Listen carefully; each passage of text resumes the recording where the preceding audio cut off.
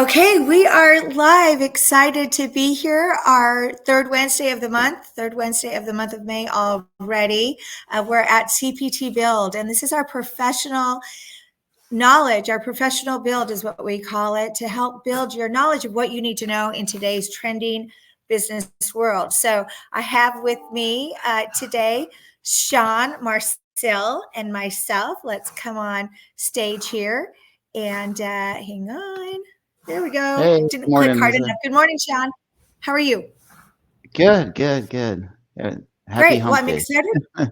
Yeah, I know, right? Wednesday's always a good day though, because you started your week, you're in the midst of it, you're getting ready for the Friday. I think it's always a good day for the work week. So I'm very Yep. excited for you to introduce the company that's going to teach us so much and tell us what we need to know, Telesystem. So I'll go ahead and just turn it over to you, and we'll get started on the CPT builds. Thank you.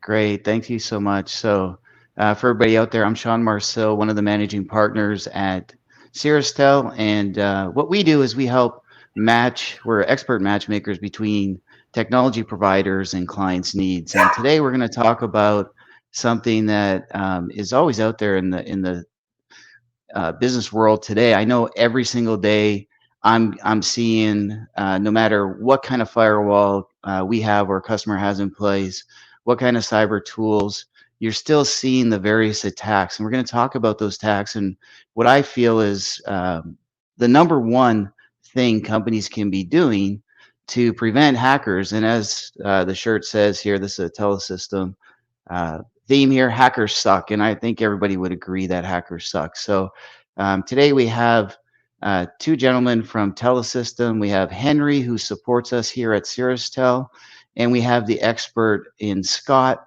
that he's going to take and walk us through everything you can do to protect your business from using, this one particular technology or methodology against hackers, so that you aren't baptized by fire in the event that you do get breached. So, Scott, I'll turn it over to you, and we'll go through, and hopefully everybody will gain something from this today. Great. Well, thanks so much for having us, and hello everyone. Glad to be with you today. So yes, so hackers suck. Even though I will say I am one. So we're talking about the bad guys, right? I think when people hear hacker, they automatically think, yeah, the bad guys are sitting in the cave, right, with their hoodie on and gonna attack you, right? So let's talk about kind of how to navigate the cyber threat landscape, because it changes all the time, right? This talk, if I give this in 6 months, this talk will be vastly different. There'll be a lot of different things. But I want everybody to understand what they're facing and give you some keys on how to mitigate some of that risk, right? Because that's, at the end of the day, that's what we're all about, is mitigating risk and making sure that everybody can be a bit better protected, right? It's a journey for certain.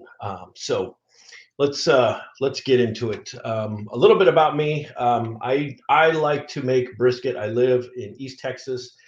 When you say barbecue in Texas, you have to think brisket. It's brisket. That's it. Ribs, Yeah, the no. best is in Texas for sure when it comes to brisket. Been there for work many times, so it looks like we need to stop at your house on That's the right. way That's here. right. Yeah.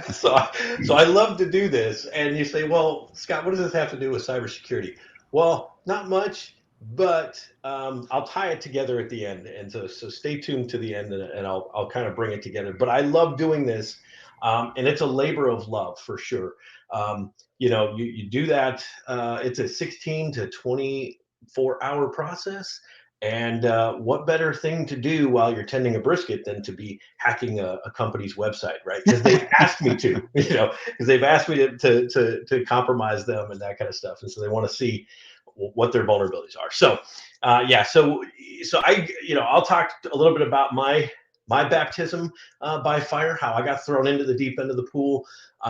We'll talk about the threat landscape. We'll talk about some vertical specific threats so that everybody can kind of see, hey, if I'm in one of these four verticals, here's what I need to be aware of. The impact it's having on business. We'll give you some strategies, and we'll wrap it up with a case study. And certainly, as you guys have questions, as you folks, come up with things, put them in the chat, and I think we can take those, on the Yeah, fly. when we get to the end, we'll be able to go through them for sure. Maybe even on the fly, like you said. And something I just want to mention to everybody too that's out there now that we're in here a few minutes is on the event, you would have seen if you email me your business name and job title and everything, along with the domain, we can do a dark web analysis and report for you. But you got to email me, and my credentials and everything will be at the very end of the presentation to do that. So, Scott, what about yourself? Have you ever been involved in a breach? You say baptism by fire.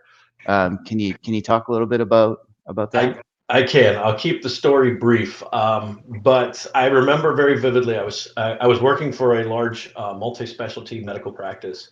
I was the CIO, IT director, um, taking care of all of that type of thing. I was standing in Costco with my family, and I will never forget. My chief medical officer called me on the phone and said, "Hey, Scott, we've got a breach." And I said, "What are you talking about? This is Saturday afternoon. What are you talking about?" He said, "No." He said, "We've got a breach." I said, "None of my guys have. Nobody on my team has reached out to me." He said, "Trust me." He said, "Get to where you can." He said, "We need to have a conversation here in about 20 minutes." So, okay, great. Get out of Costco. Get everybody. Get the family all loaded up. Get home. Um, and come to find out, we had an individual working for us who was doing some process improvement work. He was trying to figure out how to make the physicians, and the medical staff, how to make their schedules more dense, to fit more patients in, because we were just getting a backlog of patients, which seems pretty innocuous. And he should just been able to do that looking at the appointment types and that kind of stuff. Well, this guy just said, "You know what? I'm going to collect everything I can out of the electronic medical record. I'm going to put it on a shiny new MacBook Pro." And so he gathered patient names, dates of birth, diagnoses. I mean, everything, All the social HIPAA security data. numbers, yes, all the All HIPAA the data, good and stuff. just totally disregarded, the minimum necessary rule. Put everything on this laptop, and as he was doing his work, he then had a conference in Portland, Oregon, and he left that laptop on the front seat of his car in the parking garage at the Portland Convention Center. It just defies logic, right? But anyways, some opportunistic folks walked by, smashed the window, stole the laptop. Um, they didn't know there was patient data on that, but it didn't matter to CMS, Medicare, Health and Human Services, the folks who regulate and make sure you're following all the HIPAA rules. We were facing a $6 million fine that Holy would have moly. absolutely buried us because of that much data that was out there and exposed. And I'm happy to say, after 9 months of just throwing myself at the mercy of Health and Human Services and jumping through every hoop that they put in front of me, we came out with a $0 fine assessed. It was almost unprecedented and unheard of, but we took it Definitely seriously. a story of baptism by fire, Yeah, because who would have thought an employee would take this data, put it on there, right? It's yeah, just human. It's human error, and I think that's the number one thing that we're going to be discussing today, for the most part, is human error and what you can do to educate and prevent, mishaps from coming. So, thank you for absolutely. sharing. Yeah, absolutely. So that's my story. So, but so at the end of the day, and so I had to learn quickly a lot of the cybersecurity stuff and really just get myself immersed. And you can kind of see those. So being a security architect is easy.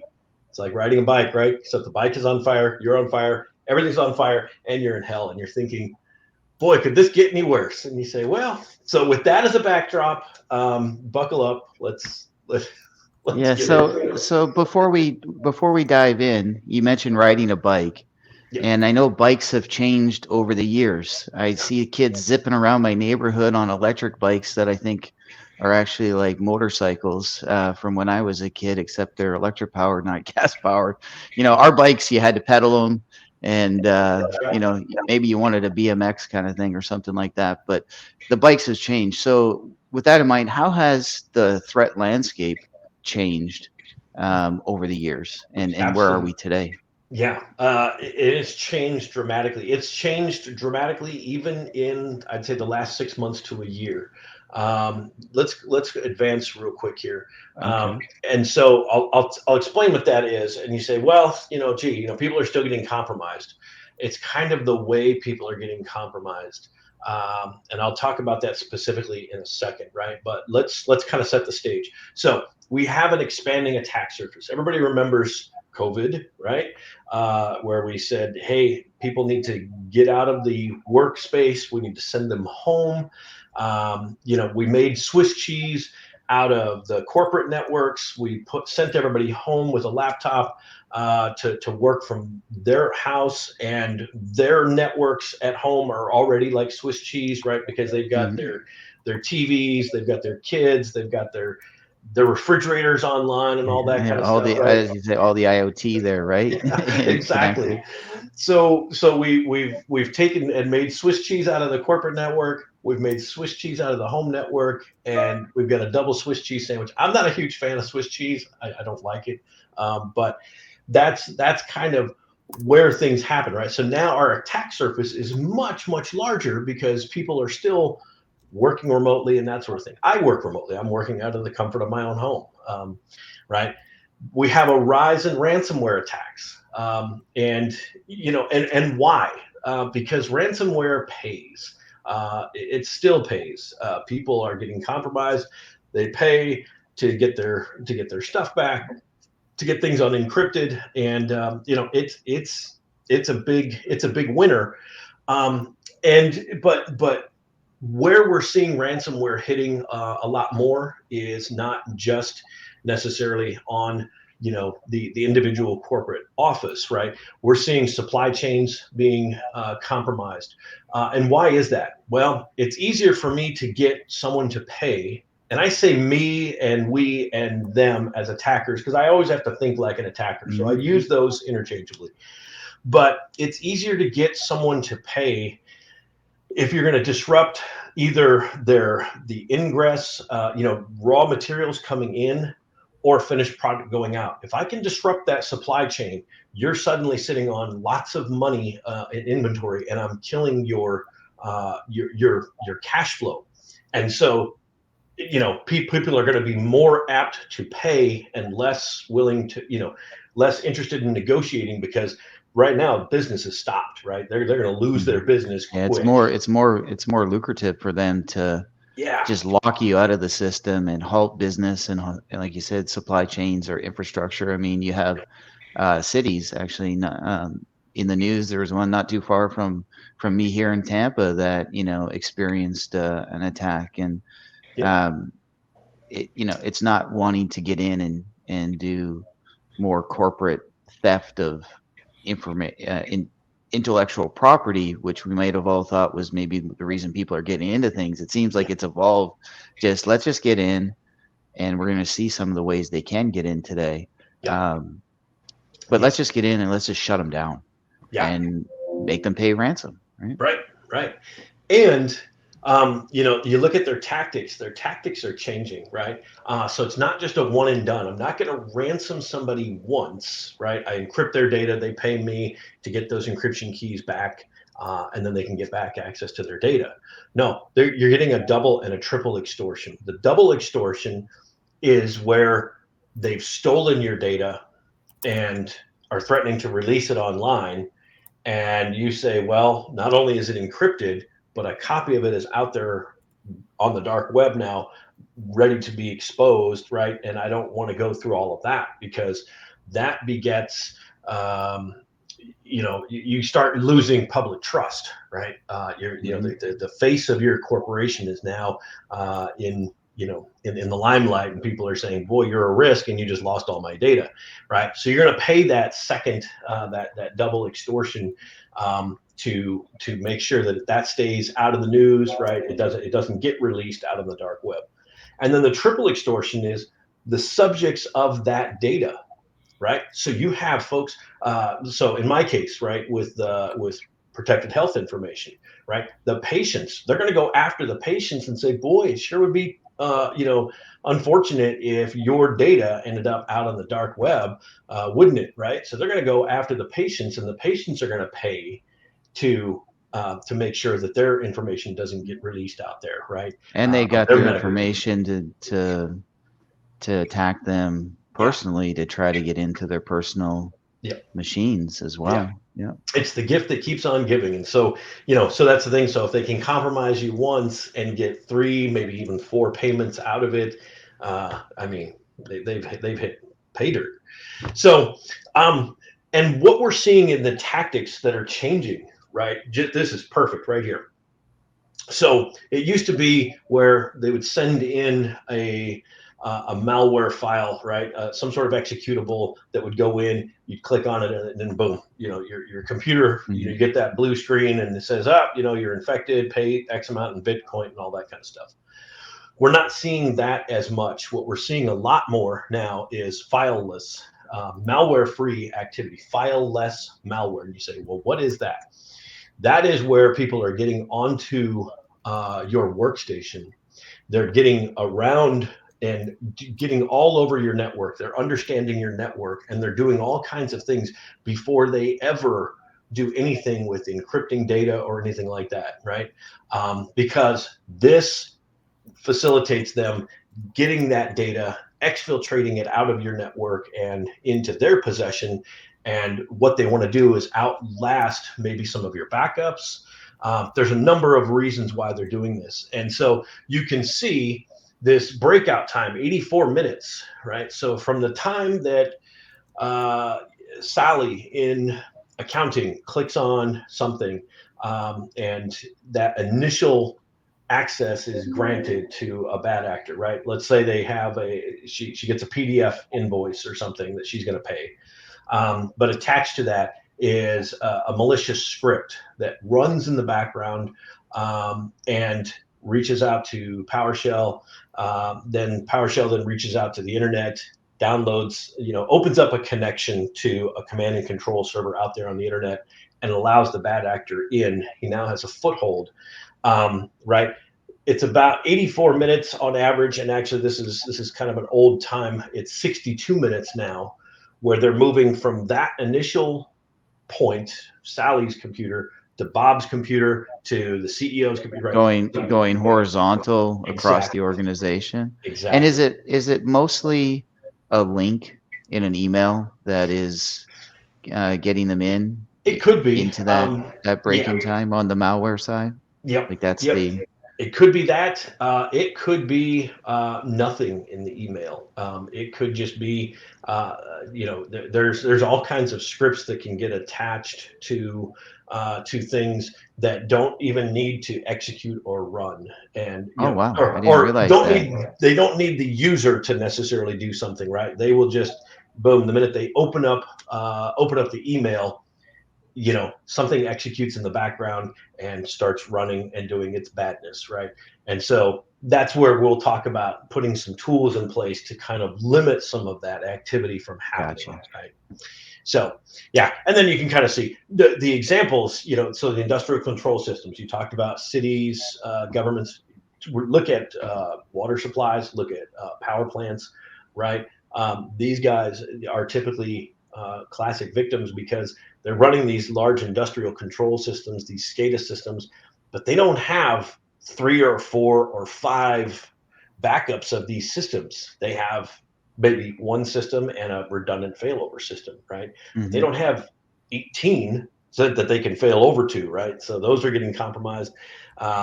There's all types of ways that these are happening. This transient cyber asset is probably one that we see, and that's where, say you have you're in a building, it's got a heating, ventilation, air conditioning system.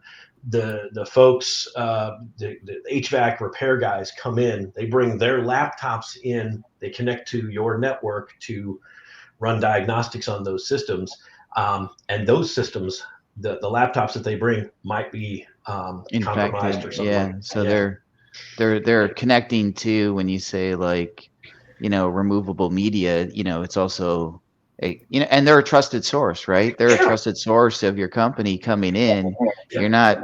You're not thinking to scan their computers necessarily or anything, right? Right. You're counting on them that they're doing what they're supposed to be doing.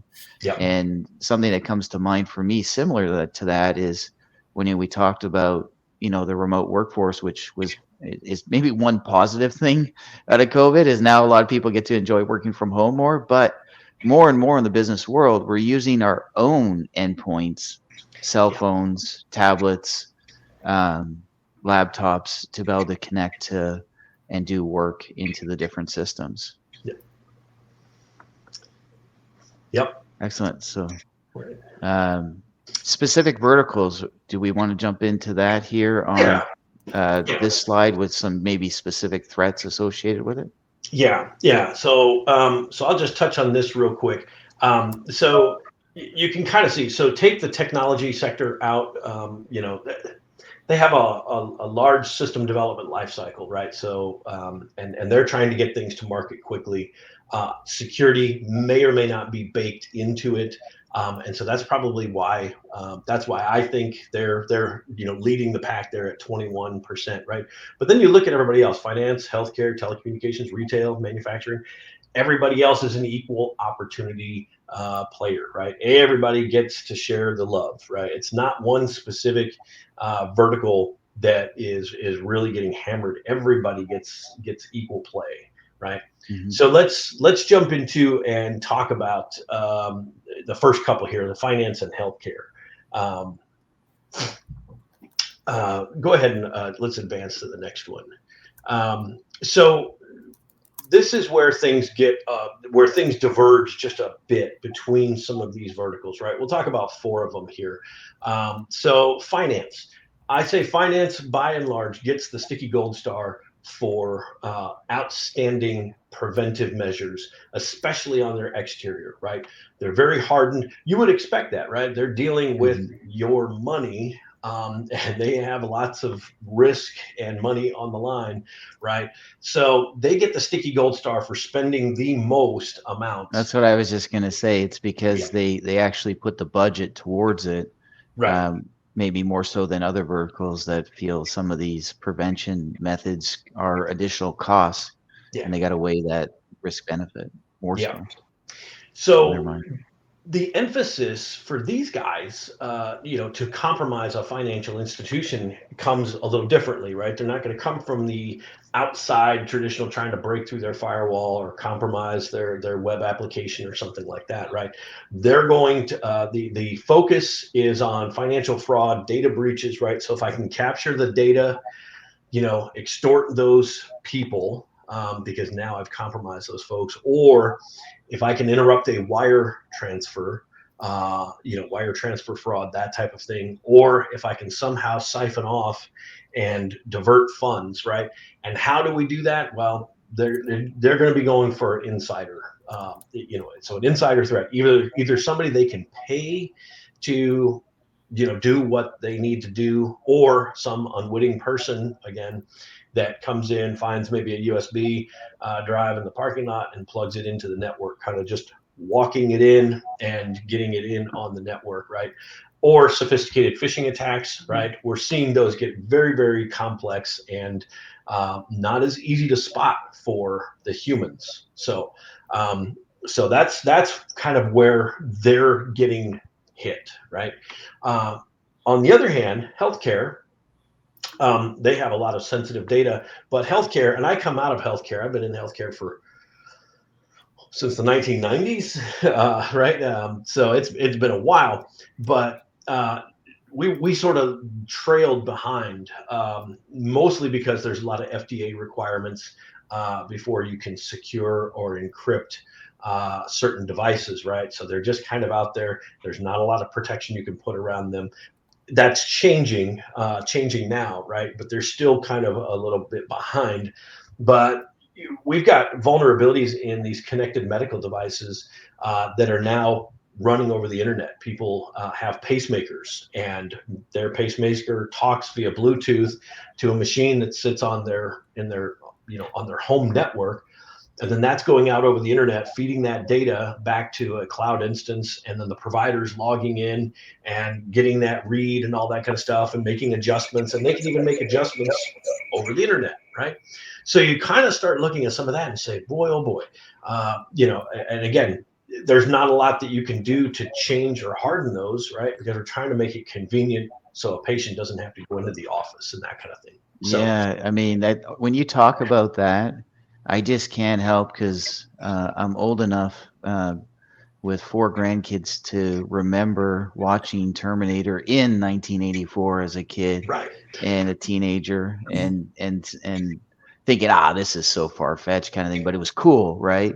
Yep. And Skynet, and we're actually now basically almost living that Skynet fear of the ability to control these devices, through AI or people. Yep. I think you get the sticky gold star for bringing up AI first. So two other verticals, manufacturing, again, supply chain disruption, right? If I can disrupt that production process, cash is king, and people are going to pay that ransom, right? Intellectual property theft, industrial espionage, that kind of stuff. Manufacturing has some good expertise, right? But they don't have the cybersecurity expertise. They've got folks who can run a CNC machine and build stuff, engineers, that kind of stuff, right? But they may not have a tremendous focus or a deep enough bench on the cybersecurity side. And so they can be compromised in that regard. And then retail. Retail's my favorite, right? Who hasn't been to a retail establishment in the last 24, 48 hours? I think everybody has been, right? And what are you seeing, right? You're not necessarily seeing these credit card terminals. You're seeing a cash register, right? But it's not the old school cash register where you chunk, and the numbers are popping up on the thing, right? It's an actual computer. It's a computer. It's a workstation. It's got a USB. So somebody enterprising like myself or a bad actor can plug in even right at the terminal, right? Even right at that terminal that they flip around, and now it has the tip thing on there that even though you're picking up your food, now you're getting dinged for tips. But that's a whole other webinar, I think, just on how people feel about that. But it's amazing that it's right there, and so if that's not locked down properly, right, you have it. And the gas station is famous, right, for them jiggering with the unit, and now your card information is captured, and so on and so forth. So so let me talk about this real quick, right? So you say, okay, that's a USB drive. Actually, it's not. This is a USB rubber ducky. It presents itself as a keyboard. So even if someone says, well, I shut down and I don't allow removable storage device, okay, that's fine. But this thing shows up as a keyboard. It's got a processor in here, a Linux processor. I can plug this in. This will run hundreds of commands a second, and it will basically do my bidding. So if I can somehow get access to that USB, right? And so the person's behind the screen, behind the monitor, they're not paying attention. I could just easily plug this in, and it can do my bidding, and you piggyback off of their network connection, get out to the internet. It can establish a remote command and control connection for me, and then I can be on that machine, and now I can start capturing all that traffic. I can start seeing the credit card transactions going across, right? So I'm that man in the middle. And then we have something else too that you say, well, what's that? That is looks like a USB lightning cable. Well, it is. And you say, well, it's got blue tape. I've noticed that. Well, the blue tape is for me when I go out on physical engagements, right? But I can plug this. Yeah, you don't plug it in.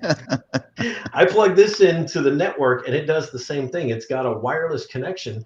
I could plug this in and just leave it there. I don't have to plug anything on the other end.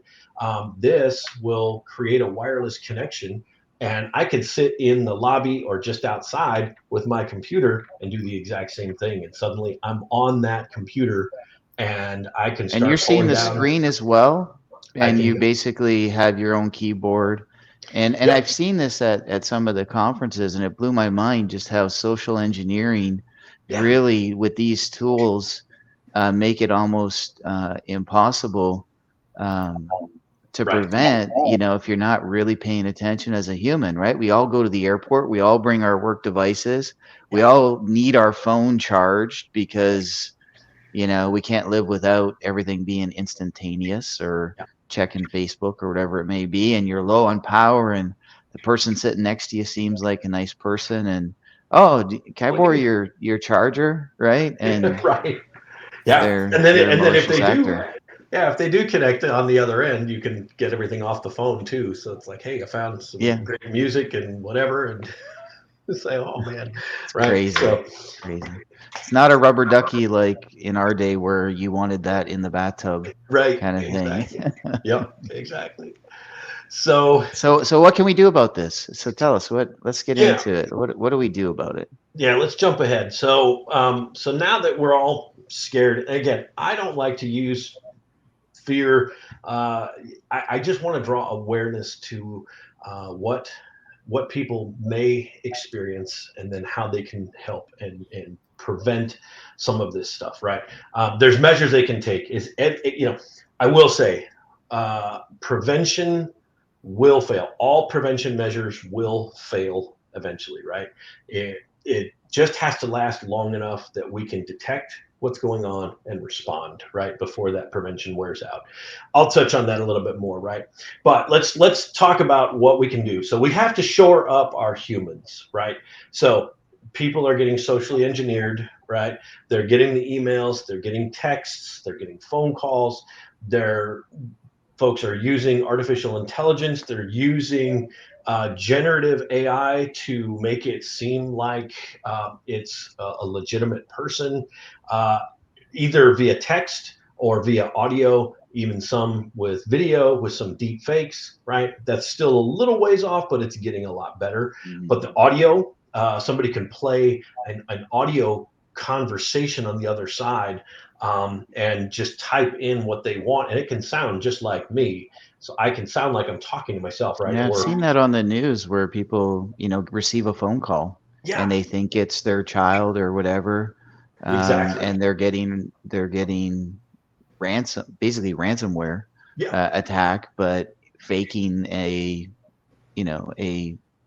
an event, right? That they captured your child or something. yep, horrific event, Yeah, or something like that, right? yeah, So what we have to do is, we really security awareness training, it goes a long way, right? We really need to train employees to have that security mindset, and the one and done, or the one time of year, when you do a large annual training for all your HR, this, that, and the other, that's not going to cut it. That's not going to change the culture and budge the needle, right? It needs to be something continuous. And we need to teach our folks that, hey, this kind of stuff is out there. Acknowledge that people are using artificial intelligence, so it's going to be very, very sophisticated and crafty, right? And how do you identify it? If somebody says, "Oh yeah, I know when it's got poor grammar, or the numbers that they put in are wrong," or something like that, those days are gone. So we need to, again, continually yeah. educate our folks. Like you said, it's becoming very difficult to thread, and I can't echo that enough on what you're saying on the one and done, Yeah. because we've all probably been in the one and done training somewhere along our careers, right? Yep. Me personally, 25 years in business on both sides of the table, working at different size enterprises. You go through, and if it's just click through, and you take a test and you get it wrong, and then you just go back and you re-enter the correct answer, and you're just winging it kind of thing, Right. right? And then it's Just done, checking and the okay, box. this wasted, you're thinking at the time, this wasted 15 minutes or 30 minutes of my time, and Yep. but I got to do it, and you get done. And in today's environment, with how things have matured, to your point, if that's what people are doing, they have to take it to the next level, or Yep. they're going to be breached. It's not a matter of if, but when. Yep. Exactly. So so let's jump to the next one here. So mitigating some of the potential for ransomware. So there are a couple of quick, easy wins, and I'll talk about the first. I'll talk about the second one there first. The data encryption, right? So we talk about people getting onto the network, capturing your data. Well, what if they captured your data, but it's encrypted, and they don't have the encryption key? They've got a blob of nothing that's worthless to them, right?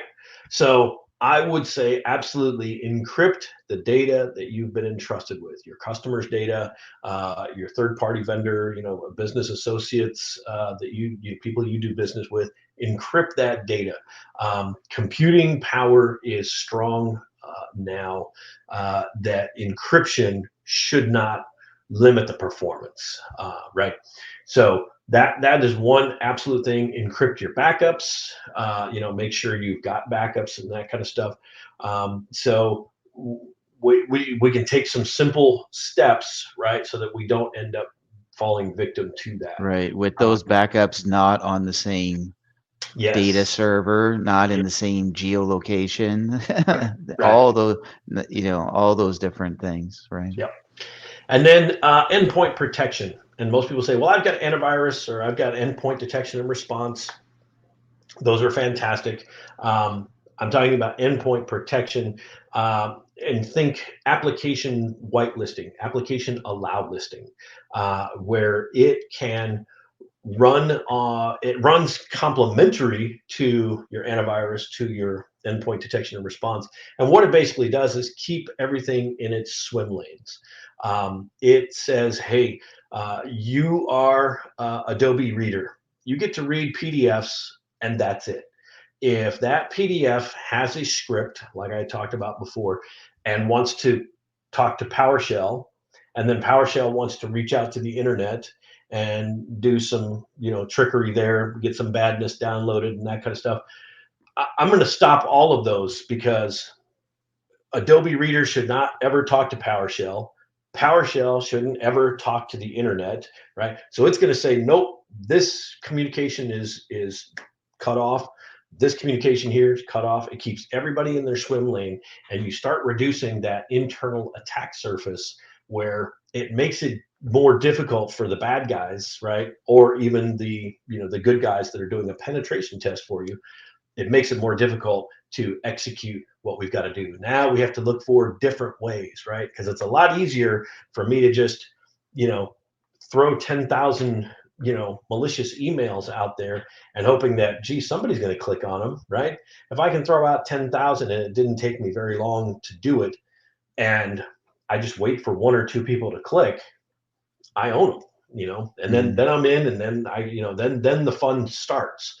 Um, Rather than saying, oh, I'm going to find your organization, I'm going to do all of my open source intelligence, I'm going to try and find vulnerabilities to come in from the outside. So much easier for me to just throw something over the fence.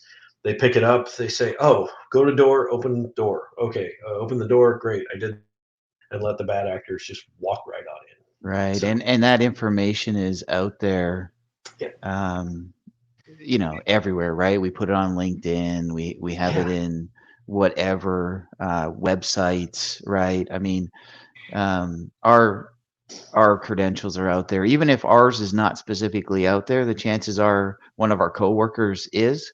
And Somebody. so they can figure out that the email convention is first name dot last name, whatever, right? To your point Right. of just throwing a bunch of emails out to people. But that's really interesting what you're saying about application behavior that Yeah. you can actually protect against. And maybe some of us on this call aren't familiar with PowerShell, but we probably are with Adobe, and knowing that Adobe is not supposed to talk to other applications in a certain way, that there is a Yeah. tool to protect against those malware, um, Yeah. being attached to it. Yep. Absolutely. And then let's jump to the last one here. So this is where, so you say, okay, I've got endpoint detection and response. That's where I always like to let people know, okay, who's getting those detections, who's getting those alerts, right? That's the first thing to check. You can't just say, well, I've got endpoint detection and response, so I'm good. Well, you have the right tool, but if the tool is just sitting there on the shelf and not tuned properly, and somebody isn't doing it, because the whole idea is, hey, we're going to look for this anomalous behavior. Now, anomalous behavior, and I use that term loosely, right, is normal to most IT administrators, right? Most system administrators, network administrators will, you know, do a remote session onto a workstation. They will elevate their permissions because they're troubleshooting an issue for an end user, right? And so they'll do it remotely. They will, broker their credentials. They'll, update something, patch something, do something like that, right? Those are normal activities, but those are also the same types of activities that bad actors will use and exploit and leverage. And so how do you tell the difference between good and bad? Well, that's where you get those alerts, and those alerts need to be run to ground. Everybody needs to kind of get those. They need to start doing their investigation and that sort of thing. And you get a lot of those alerts, right? So you're looking for a needle in a stack of needles, and imagine you get hundreds, if not thousands, of these alerts every single day, right? And you got somebody who's sitting there saying, okay, I'm coming in, I'm looking at imagine you have an email inbox and all the emails are critical. You can't just go through and say, no, that's spam. Oh, that's junk. That's just an advertisement. Okay. Everything is valid. Everything says, oh, had remote access here. Oh, had elevated permissions here. You suddenly then have to figure out what the sharpest, the pointiest needle is in that stack of needles that really needs your attention, right? Because it's all about dwell time, right? Remember I talked about the 62 minutes. The fastest breakout time that we've seen recorded is 2 minutes and 37 seconds. Holy moly. So 2 minutes and 37 seconds from the time that Sally clicks on something to then that person has access and then has moved laterally to another computer in that network, right? You have to be able to detect that. So yeah, and so if that's they where get to the right spot quick enough, yeah, they're going to hide themselves, right? yeah, They're going to get in, and then they're going to make it look like they weren't there. yeah. And but it sounds of it, AI takes it. This is again, I'm not the real engineering wizard. You are. Does this apply differently than, say, vulnerability scanning or a SIM type tool on what you're doing with threat detection response here? Is it pulling Yeah, those in together to detect behavior and it what does. is not normal? Yeah, yeah. And so you want the artificial intelligence to really start kind of separating the noise from the legitimate for you, right? So it'll use Yeah. those types of SIM type tools where it aggregates information from different sources, right? So you have and SIM being basically just your security information event management. So it's gathering log sources from your servers, from your firewalls, from your switches, from all of your endpoints, and it's correlating all of that data. And then it leverages the artificial intelligence to kind of look through, and it says, well, I know what the MITRE attack framework looks like. I know the tactics that bad actors would use. This doesn't look like that.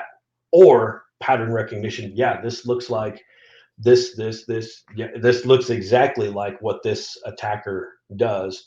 And then it raises that alert, right? And So the it's idea taking it really to the is, next level and yeah, filtering out, you know, what becomes fatigue, alert fatigue, where a yeah, human just can't deal with it. And so you have so much, you just can't deal with it. And so you're just vulnerable. So yep, by implementing this AI driven threat detection and response, you're making the data in a more consumable, logic, informative manner to the human to yep, then be able to take action. Is that? yep. That's Yeah. you've Okay. nailed it. You've nailed it. Congratulations, you're a cybersecurity Yeah, professional. yeah, I'm learning here. You're good. You're a good teacher. I'm learning. Good deal. Good deal. All right. So those are some strategies. So let me sum this all up here. So 5 steps, some key takeaways, so that we can kind of distill this down, because we've talked about a lot of things, right? Security awareness training, I can't hammer that home enough. If you're not taking care of your employees, you know, like we say here, they're your last line of defense, but they're your first line of offense, right? The TSA has a great catchphrase. I can't stand it, quite honestly, but if you see something, say something, right?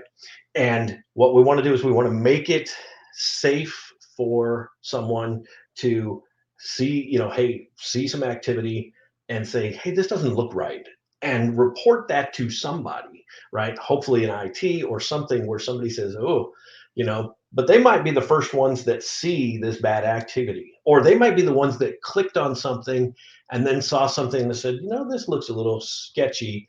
Oh, you know, and they want to just stop and call somebody and say, hey, I did this. This is what I did, right? We don't want them to be like, oh, let me try and sweep it under the rug, because that's never going to work, right? That's not going to go well for us. So we create a culture of safety, and we make everybody a cybersecurity ambassador, right? They can live it, and they can take these tools and practice them at home, right? So they can be more cyber safe at home.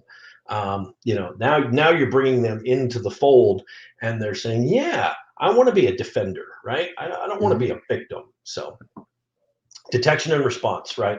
So we've talked quite a bit about that, right? Because again, we've heard it said, prevention is ideal, detection is a must, right? All preventive measures will fail. So every antivirus we have, you know, everything will fail at some point, right? Or can be gotten around, right?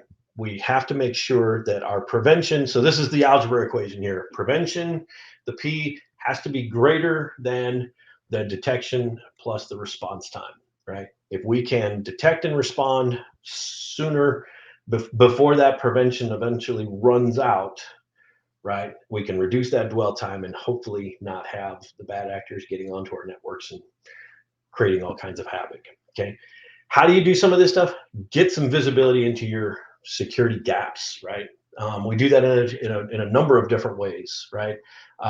So you can start out with maybe a risk assessment. You can do kind of a compliance assessment.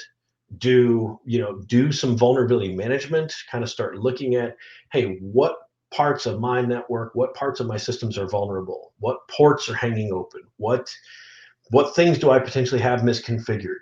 Maybe I think I've got complex passwords turned on in Active Directory, but maybe I have a group policy that's firing ahead of that, that's allowing weaker passwords. We've seen that, right?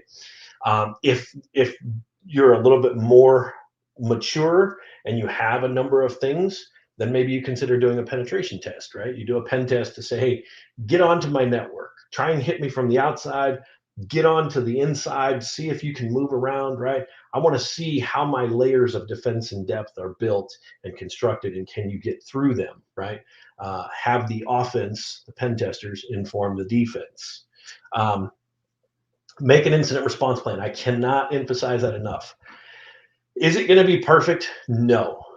Will it ever be perfect? No, but it'll be close, right? It's an iterative process, right? But you have to document what you're going to do when stuff goes bad. That is not the time to throw your arms in the air and spin around in your chair, right? You say, hey, no, I've got a plan and I'm going to pull it off. Okay, so we have a malware or ransomware type thing. Okay, we need to disconnect that source from the network, right? We don't want to shut it down. We want to preserve some evidence, right? We go down the list. Okay, did they get to our critical data? Well, identify what that critical data is first and say, did they get to that, right? Are we seeing activity that's getting exfiltrated? You kind of just, you follow the recipe and, work with someone to start documenting, okay, what will we do if?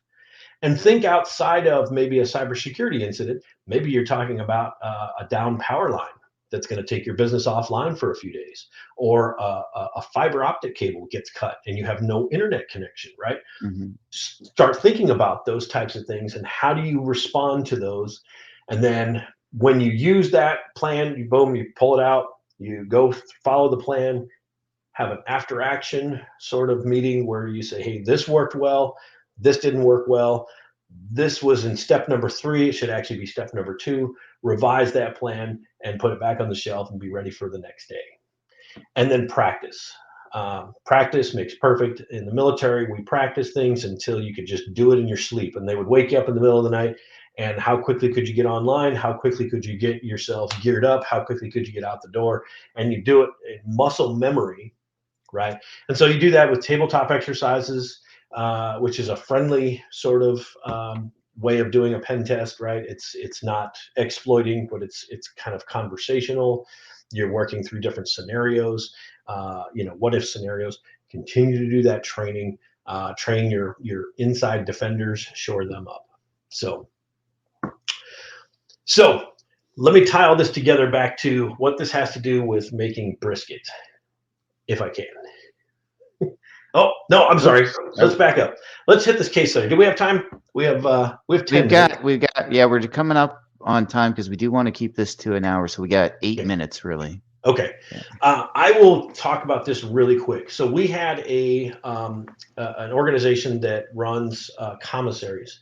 And a commissary is basically, think of it like a 7-Eleven, a small 7-Eleven inside a jail or a prison. They operate in a 4-state area. They had about 150 jails and prisons that they create these little convenience stores for the prisoners to go in and get whatever it is they need to get.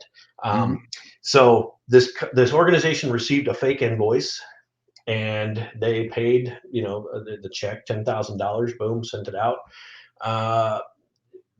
Didn't even miss a beat. 3 months later, they received a second invoice, and for a wire transfer for $250,000, and they approved it. A $250,000 wire transfer was nothing for this organization. They're about $150 million, and they're approving these types of these are common transaction volumes for their business. Okay. The saving grace was Betty at their local bank, who just kind of, when they say yes, pay it, she just kind of goes through, rubber stamps it, and just pays it. She wasn't there that day. She was off for a few days. They suddenly started getting hounded by the vendor who sent in the fake invoice, aka the attackers. And they said, well, this is kind of odd. They only sent it to us, and why are you having a fit about needing this? It's been a day or an hour or whatever. Right. So that kind of tipped them off. Then the bank started looking at it, and they said, hey, this doesn't look right. This is not going to the normal routing numbers and that kind of stuff. So they canceled it. Well, they started having, so they said, disaster averted, right? But they started noticing some weird stuff going on. Turns out there was a malicious payload attached to that invoice. They called us up. We came on. Yep, you've got a bad actor. Because they said, hey, can you just kind of see if everything's okay? So we got onto their network, and unbeknownst to us, they were actually on the network, and kind of ready to launch a ransomware, because they missed out on their $250,000, so they were going to ransom them for a couple million probably. Wow.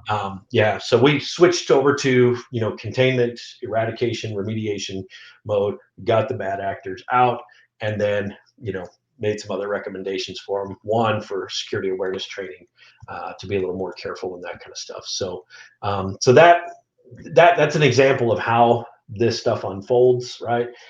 Sometimes it's months after the fact, and you're like, oh, I didn't realize we were that compromised, right? Yeah. So now, you don't know till you know. So yeah, we're all mouth watering here to eat your brisket and know how do they correlate to one another, cybersecurity and making good brisket. Yeah, so brisket, like I said, is a labor of love. Cybersecurity is the same, right? It's a journey of 10,000 miles among 10,000 landmines, and then 1,000 more, right? It's a continual thing, right? You're never going to arrive. It's a continual thing, right? So preparation is key. Take a low and slow approach. Continue putting one foot in front of the other and just shoring things up as you can, right? Some of the stuff is pretty easy to do. Some of it takes a little time, right? So you just want to make sure that you're continuing to move forward and tweak and adjust, right? Monitor and adjust as you see fit. just like when you're smoking a brisket, right? But is it too moist, or is it getting too dry? Is it getting too done? When do I need to wrap it? That type of thing. Layer your defense in depth, just like you layer flavors, right? You want the good bark, the seasonings, the smoke flavor, and all that kind of stuff, right? Same type of thing. And then learn from your mistakes, right? Expertise and experience matters, right? So if you make a mistake, don't just give up, right? Learn from that, apply that, and adjust, right? Adjust your plan. Keep making that plan. So that's how you do it. And I hope this was informative. And It was. questions? I've got a couple questions here that or at least one we can get in. I know you guys have this event coming up, just to mention as well. I'll throw it out there. Take a look. Scan that QR if you're interested. We're gonna go over that quickly, just in the interest of time. But when we were talking about different things, we were talking about security awareness training. We were talking about email filtering. We were talking about the essential endpoint protection. And there's definitely a reason we have you all on this call, Telesystem, is because you have these solutions and you have the expertise to help clients with this. And something that we saw as a consultant in the marketplace and a trusted advisor that's really unique is that by bundling your phone system requirements with the need which you need for security, because it's also an application that goes on your tablet, your phone, your laptop, right? There's a true value in doing that. So just wanted to put that up along with the consulting that comes with it from you all. But question wise, are the how would you recommend somebody first take an approach to starting, like, where do they start? I know if they email me, there's my email. We're going to give them a detailed dark web report, and we'll have you on to review it with the client as the expert. And then that may be a starting point. But outside of that, where should companies be starting to implement, or diagnose where they are, picking the right cut of beef before they cook their brisket? Right. I hear you. We do that a couple of different ways. One, just when we get on the call, I just start asking questions and tell me about your cybersecurity posture, right? Tell me about your cybersecurity program. Typically, I will get one of two responses. Well, I have this, and this, and that type of thing, and I'm ready to go to the next level. Or more often, I get the deer in the headlights. What do you mean cybersecurity program? I don't have one, right? We hear folks say, well, I need a pen test so that I know to start, so that I know the things that I need to fix. And I would say, yeah, no. If you don't have a number of pieces in place already, a pen test is going to be very low value, right? Let's do a cybersecurity assessment, which is a little different, a little less invasive. It's kind of like the first half of a pen test. We send them a device, plug it into the network. We run a number of tools. We pull a bunch of information back. They get a lot of technical data, but then we summarize that in a nice executive format and say, hey, here's where you start. Here's the low-hanging fruit. Here's what you should, jump in with, and again, security awareness training is probably the easiest. Again, we have the bundle there, and so they can tackle three things. If they don't have the, email filtering, the security awareness training, and the endpoint protection, they can consume those three pretty easily and start down the path. Because what we found is if an attacker needs to get around 3 or 4 items that you've put in place, 3 or 4 preventive measures that you've put in place, they're going to stop and they're going to move on to somebody else who's an easier target, right? If they have to get around email filtering, then they have to get around, I can't engineer this person. Oh, and they've got endpoint protection, Yeah, so right? they just move on because Hackers it's not have a worth short their time. attention span, right? Hackers have a short attention span, just like all of us. Well, Hey, they so sit in a Scott, cubicle. yeah, Scott They- Chille and Henry Cruz and Sean Marcel, thank you so much for today. I've got a new hashtag, not just your lovely HackersSuck. How about hashtag no bad actors, right? And I love what you had to say. I want to be a defender, and protection is ideal. So thank you so much for today. We're excited that you got this great words out and wisdom, and we'll definitely be contacting Telesystems. We'll be contacting Cirrustel so we can protect ourselves and gain from your wisdom and knowledge. So thank you so much. Thanks, Thank guys. Yeah, you. For thank you so CPT. much for Thank you for having having us, us. Lisa, and just reach out to myself or Henry, and we can definitely help.